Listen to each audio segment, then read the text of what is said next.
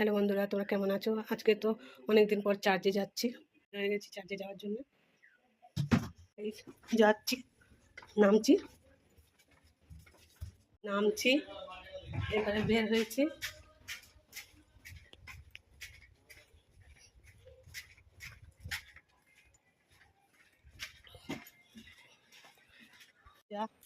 এই যাচ্ছি, বের হয়ে গেছি, রাস্তায় আছি।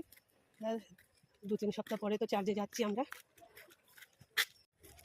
তারপর যাচ্ছি, রোডের উপর এসে গেছি, বাসে উঠবো। দেরি তো হয়ে গেছে আমাদের একটু। তো সামনে সব হনুমান বসে আছে, আমরা তো ভয়ে ভয়ে যাচ্ছি রোডের উপরে, লাফ দিচ্ছে। হনুমান লাফ দিচ্ছে, নারকেল গাছে উঠেছে, একটা উপরে উঠে আছে।